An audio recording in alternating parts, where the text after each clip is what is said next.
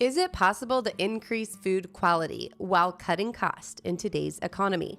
Well, your immediate reaction is probably absolutely not. Today, I'm going to show you just that by sharing the top 5 ways that I have increased quality and cut costs at the same time. I've been able to slash my monthly budget to $110 a month per person. So join me as we talk about everything from pantry to plate. Grocery shopping is a necessity in life, but quality food doesn't have to break the bank. Per the USDA, the thrifty budget for a family the size of mine is around $1,600 per month, with a mainly organic budget coming in around $2,300 to $2,900 for a family of 7. When I saw those facts and figures, it inspired me to go back through all of my bank statements for the past 6 months and get a good average of what we're spending for our family right now. I did this exact same thing a year ago and I would come up about $850 per month. But currently we're spending around $770 at the same time as we've increased the quality of many of the goods that we eat during that same exact time. So I want to share with you my top 5 tips on how I'm making this happen.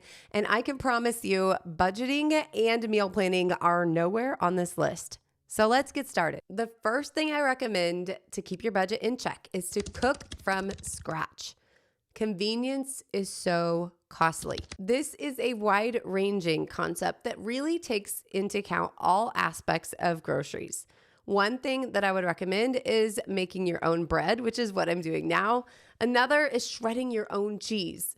Even something just as simple as buying cheese in a large block and shredding it yourself can save you a ton of money on something that is really so simple. And it also gives you a healthier, cleaner version because you're not including any extra preservatives or anti-caking agents, which you'll often find in things like shredded cheese. Something else that I heard long ago, which I've really tried to put into effort here at my house, is you can have any junk food that you want to make at home yourself. So if you want fries, make those fries. If you want a pie, make the pie. If you're going to the effort to actually make it, it's not something you're just going to sit around and eat nonstop without thinking about it, which will be healthier for your budget and also healthier for your waistline. Another big one is skipping freezer meals, chips, and things like Hamburger Helper. I grew up on Hamburger Helper. I loved it. I still have a favorite flavor in my mind, which is funny because I probably haven't had it in 20 years at this point. But skipping those things that are pre-made and put together for you is really huge when it comes to savings. If you want your own version of Hamburger Helper and you actually have dry noodles at home, regardless of the shape, they don't have to be the appropriate shape to still taste delicious and give the same effect in your recipe. So stock up on something like dry noodles and all of the basic ingredients that you would need to fill a pantry, and then you can put those same family favorites or old faithfuls together in your home for a fraction of the cost. Another very important part of cooking from scratch is making sure to utilize every bit of even waste or scrap.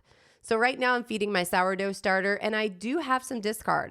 I put that in a jar and I'll use that for pizza crust or other recipes throughout the week, never throwing anything at all away. Another thing that I love to use my leftovers for are the vegetable scraps, like you saw me starting out this video with when I was making our chicken stock that we're going to use for various recipes throughout the week. Just by saving the scraps, when I'm peeling vegetables, I'm able to cut down on the cost of making something like a stock that I would have to go to the store and pay a couple dollars for a box of at a time. Now, it doesn't seem like much, but when you're doing these small things on repeat, it really starts to add up. I also save things like bones from leftover steak that we've eaten or a chicken carcass if we've got a rotisserie chicken or anything of that sort, freeze it and use that for the base for the stock when I'm making it later as well. So I'm pulling a whole extra ingredient or a whole extra recipe out of the discarded scraps from something that I've made throughout the week. Another way that I love to do this is we buy half a beef every single year sometimes it takes us about 15 months to go through it, but it just varies. And when we do that, we have the butcher save the fat. Just by grabbing even just the kidney fat or the leaf fat as they call it, you can make your own cooking oil to use at home and scrap another thing off the grocery list that really costs a considerable amount of money, especially if you're getting it high quality. I do still purchase things like olive oil and avocado oil. I actually buy organic of those in the gallons. But because I'm able to render my own tallow just from the scraps of the cattle processing process, then I'm able to save those extra expensive oils for times when I really need that distinct flavor or lack of, for things when I'm making mayo or salad dressings and that kind of sort. When I'm just cooking normal frying over on the skillet, I love to put that tallow to use. It really has a great smoke point and adds really amazing flavor to things like French fries. So I highly recommend taking advantage of all of those scraps to turn them into gold in your kitchen. The second tip that I'm going to share with you today is to stock up. Buy in bulk. And I know some of you are instantly turned off by this idea, likely because you think you might waste it or you might not have space to store it. Those are valid concerns. But my suggestion to you is to take inventory of what you actually make frequently in your home, start making a list of those ingredients, and quickly you'll find some things that you use on repeat that will really, really help if you purchase them in bulk. I buy my flour, wheat berries, and all of my basic staples in at least 25-pound bags and sometimes 50-pound bags because I'm able to get such a good price. Over the last 6 months, because I have been buying in bulk for about 3 years now, I have really been able to add some new extras to our monthly budget and still keep our cost low. One of those things would be organic butter. Another is sour cream. We've also really amped up our raw dairy lately. So all of those things are added in at the lower budget because when you're able to buy in bulk, you're able to get such a lower cost per ounce that it makes a big difference in the end. Another thing about bulk buying is eventually you'll get to the point where you're loaded up on all of the basics and you have the money budgeted for your monthly groceries. So you think to yourself, well, what could I add in? So after a couple years of diligently setting aside a portion of your monthly grocery budget to add to your bulk buying stores, it really does get to the point where all of the basics are covered and you can start adding those extras like organic maple syrup, for example, or chocolate chips, which I've done in the past, or even the butters and sour creams that normally I would look at and see is totally out of my price range. But because of the consistency of the bulk buying, I've been able to add those in with no negative impact to our monthly budget. If you are thinking about starting to buy in bulk, I do have a few tips that are very helpful. Number one is start slow. You're not going to go out and just spend $1,000 on bulk basics and stock up your pantry, or most of us aren't anyway. So start slow and look through your budget, look through your pantry, see what you're out of right now and what you can afford to size up when you go to purchase it. So maybe you're used to buying flour 5 pounds at a time and instead you buy 10, or possibly doing something similar with dried pasta or even oatmeal. All of those things can be added to your pantry and stored for a very long time when stored properly. Now that's something I'll get into at a later point. I'm not going to go into all of the storage tips, but there are a lot of details that go into it and ways to do it rather inexpensively. So if you're interested in that, make sure to drop a comment below so I know that that's something to put on the schedule coming forward. Another tip is to designate a portion of your monthly grocery budget to stocking up. You don't have to go crazy with this, as I mentioned before. So just go slow, maybe spend an extra $50 this month on bulk goods where you would have spent that on convenience items. Don't increase your overall budget, but just shift how you're spending in an effort to slowly start to move in that direction. While the payoff is not instant, I can promise you it is just down the road. So if you stick to this, you will see a vast change in your grocery budget. The third tip I'm going to share with you today on how to cut that budget is to pay attention to prices. This comes along in many different forms, but one of the best things you can do when paying attention to prices is to eat seasonally. I know that we often think every food should be available all year long, and it actually is, right? We live in a day and age where you can get anything at any time. But that doesn't mean that it's the most cost-efficient way to do it. And it honestly doesn't mean that that's what our bodies were designed to be eating at that specific time of year. If you think about produce, you'll have amazing deals on corn on the cob and strawberries and all of the in-season options when they are fresh and the farmers are ready to get rid of them. But if you wait 6 months down the road and it's the middle of winter and you're looking for those same foods, you're going to notice that you're paying a premium price. The other thing that often comes with that is they're shipped in from out of the country, so they might not last as long because they've traveled a lot farther to get to you. Another place in the store where paying for a premium is a big problem is when you go to the meat section. Now, this is something that I'm super passionate about because I have been paying more attention to this lately. And I have to tell you, I am amazed with what a difference in price per pound is when you're buying something like a chicken leg versus a chicken wing or even a chicken thigh. All three are dark meat, but you're going to pay over $2 per pound more if you're getting a wing instead of a leg. Now, I can't even begin to explain that. They're easier to cook. They're a larger portion at a time. They're less messy. So why would you pay $2.98 per pound for a wing when you can pay 98 cents per pound for a leg? Now, if you're into chicken specifically, another way to save money is to buy the whole chicken instead of getting it parted out. But for my crew, often everybody wants the same cuts. We are a family of dark meat lovers, and I know that's not really common, but what we found is that people are more full with less food when they're eating something with a high fat content. My brother and I were actually talking about this once recently, and he was saying that he could eat like 3 full big chicken breasts and never feel full, but he couldn't finish his second thigh. And that really got me thinking, that's the way we have this vision of a chicken breast being so much healthier for us. But in reality, if it's not satisfying your body and you're continuing to have cravings throughout the day, is it really that much healthier for you at all? And for me, I can personally say I feel like it's a big hit on flavor when you lose all of the fat content inside the meat. So for us, definitely going for the dark meat. It is cheaper, and looking for the legs instead of the wings from now on. Now, combining the last 2 tips that I gave you together, we're going to talk about bulk buying meat. This is one way that you can get incredible quality at a much cheaper price, but it does involve having some freezer space, and I'll give you some tips on where to find those in a minute. Before I do, I want to tell you a little bit about the savings that we received when purchasing our half beef instead of buying everything pack per pack at the store. We were able to bring home 347.2 pounds of meat for a total cost of just over $2,700. Now, this is approximately 61.5% of the hanging weight of our cow. You will hear a lot of different terms when you're talking about buying beef. This was a prime beef half, which was 564 pounds on the rail. So that was the hanging weight.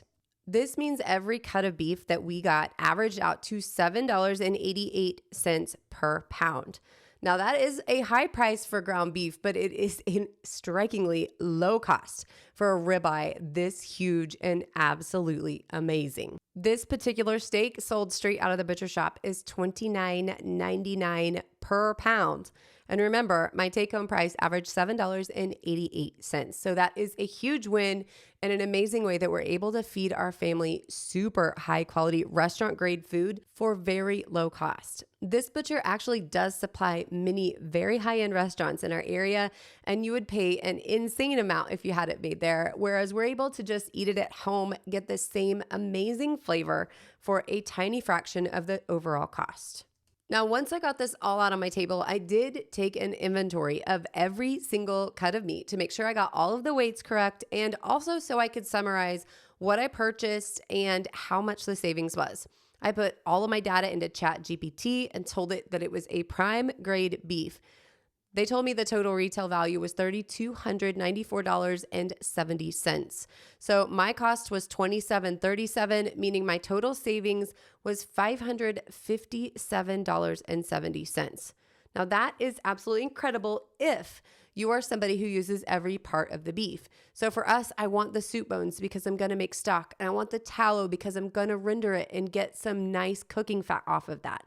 So every single piece of this cow we will put to use. But if you're not somebody who wants to do that or invest in a freezer, which you can find on Facebook Marketplace at a really good deal if you're looking, but if that's not interesting to you, take a look at something like Butcher Box. The cool thing about them is they offer a to-your-door delivery service every single month or every other month, depending on how you set it up.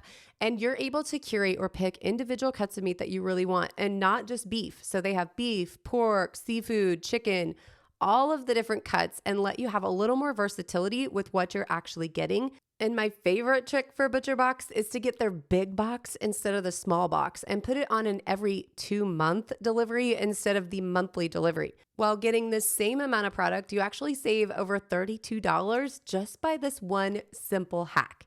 Now, right now, through the end of June 1, ButcherBox has their biggest free steak deal going of the year. So new users that sign up will receive their choice between ribeye, New York strip, or filet mignon free in every box for a year.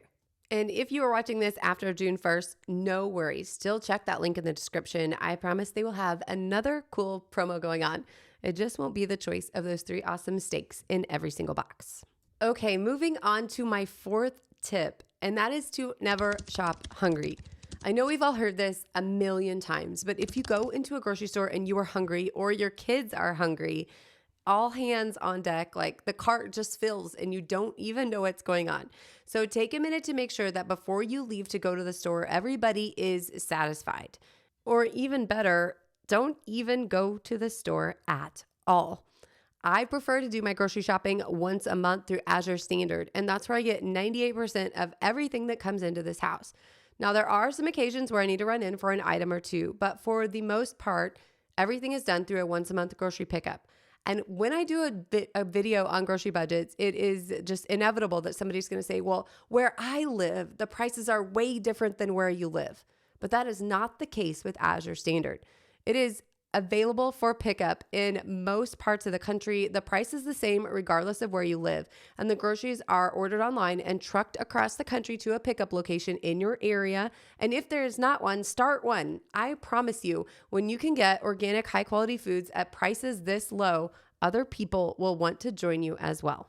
If you are new to Azure or have never heard of them before, make sure to check my link down in the description. They do track how many people that I send in from my channels, so I greatly appreciate each of you that take the time to use my link to access Azure and see what it's all about. It has been the single greatest thing that we've done for a grocery budget in the past decade is changing to a once a month style grocery shopping, focusing on organic, high quality goods and having them delivered once a month instead of all of the extra grocery trips. The next tip that I want to share with you is to nail a few basic recipes and always keep those supplies on hand. This could be recipes very simple like taco bowls or French toast casserole or just anything that your family enjoys that you know you can pull out at the last minute and it's going to be a hit.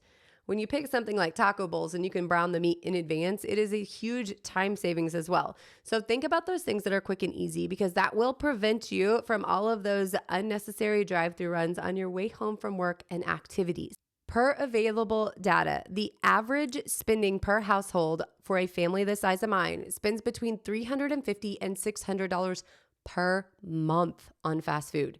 Looking at the top end of that is absolutely scary to me because the whole budget that I spend for my family of 7 is around $770 per month. And that's with the beef calculated in and the organic butter and sour cream and all of the extras that we do here. So calculating in every single thing that I buy at Walmart, so even not just food, it's all added into my $770 monthly budget. So the idea of spending $600 at fast food is frightening to me. And I hope if that's you, that you can take control and use some of these tips to bring down your cost. And speaking of cost, I want to share one last thing with you. And that is how I make my seasonings at home just by stocking up on available ingredients to make all of the blends that I need to cook around the house.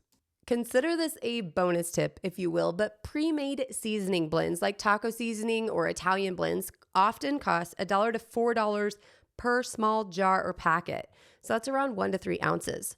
Individual spices, when you buy them in bulk, which is how I do it, can cost pennies per teaspoon. So when you average that out over time, the savings is quite significant. Right here, I'm mixing up taco seasoning. And if you were to go to the store and buy a packet, it can cost around $1.25 for enough seasoning for 1 pound of meat. But when I make it my own at home, the cost is around 25 cents for the same amount, especially because I do still rely on bulk buying for those spices. There's also an added value because you can customize it to your liking. So you have control of the salt, the heat, and the flavor balance. There's also no nasty additives or any caking agents, sugars, or MSG. So, for somebody that admittedly likes control of those little details, mixing these blends at home is a no brainer for me. A few of my favorites to make at home are chili seasoning, taco seasoning, and a homemade ranch. I'll make sure to put links to all of those recipes down in the description. So, if you would like to take the time to mix some of those up, you can see what I'm doing here in my own kitchen. My grocery budgeting and bulk buying journey is something that has greatly blessed my entire family that happened by surprise, like many of you, after 2020 hit. And I just want to say, if anybody has any extra tips that they would love to share with all of the other viewers, please make sure to drop that down in the comments. I really, really appreciate the chatter that came on the first Pantry to Plate video that I posted up a couple weeks back. And I would love to continue that conversation going forward and foster a community where everyone here can share what has worked best for them or what hasn't, and spark a little discussion down below. If you would like more grocery budgeting content, I'm going to make sure to link a playlist to my original channel, which is the Hometown Homestead. I had a ton of stuff over there before I brought this topic over to this channel specifically for the purposes of the algorithm. So make sure to check out that playlist, and I hope to see you back here again in 2 weeks as I share exactly what a week of scratch meals looks like here for my family of 7 in my house. Thanks for stopping by, friends, and I'll see you back soon.